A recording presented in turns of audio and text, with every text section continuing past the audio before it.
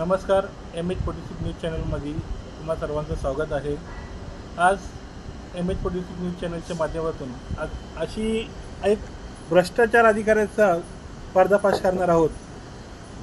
जो अधिकारी जे हप्ते देतात, अतिक्रमण जिथं बसलेले आहेत, जे हप्ते देतात, त्यांच्या धंद्यांना हात न लावता, जे हप्ते न देत, म्हणजे जो गोरगरीब जो वडापाव विकतोय, यांच्या वडील आज 70 वर्षाचा वय आहे, त्यांचा उसाच्या गाड्या आहे, 3 लाखाची मशीन आहे. यांनी त्यांना कुठली नोटीस न देता त्यांचं सामान उचलून जर त्यांनी त्यांच्या ऑफिसला नेला असता, त्यांनी फाईन मारली असती, पहिले सांगला असता, तरी ही गोष्ट आम्हाला समजली असती की निदर्शनास आलं असतं बाबा अतिक्रमण आहे, इथं काय तुम्ही थांबू नका, इथून तुम्ही काढून घ्या. यांनी त्या सर्व गोष्टी न करता डायरेक्ट JCB आणून सकाळी 9 वाजता ही तोडक कारवाई केलेली आहे. या कोणाच्या बोलण्याने केली, कुठला नगरसेवक होता, कुठला अधिकारी होता, की कोणी पैसे दिले आहेत, यांना सुपारी दिलेली आहे. राजेंद्र डोंगरे हे वॉर्ड ऑफिसर आहेत. आज त्यांना आम्ही बोललो की जर तुम्ही यांच्यावरती कारवाई केलेली आहे तर तुम्ही आमच्या अरबार चला. आम्ही रिसर त्यांना अर्जही दिलेला आहे. तो अर्ज कुठं आहे? 2 मिनिटं तुम्हाला अर्जही दाखवतो मी.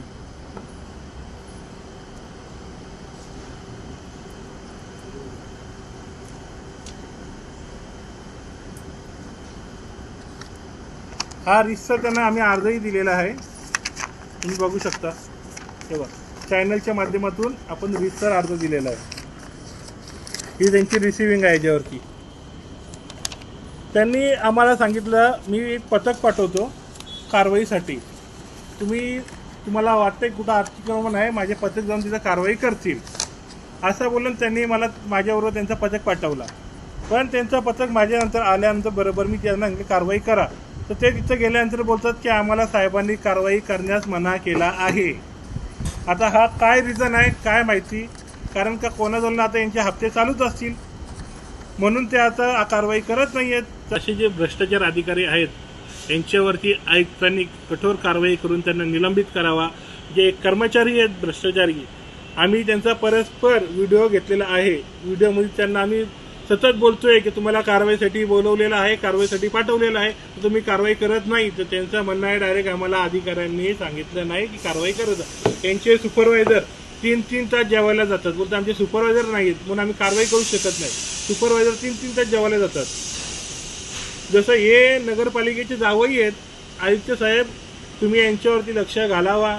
कळंबोली पूर्ण स्वच्छ करावी. आता त्याचा आम्ही MH46 न्यूज चॅनलच्या माध्यमातून मोठं आंदोलन छेडू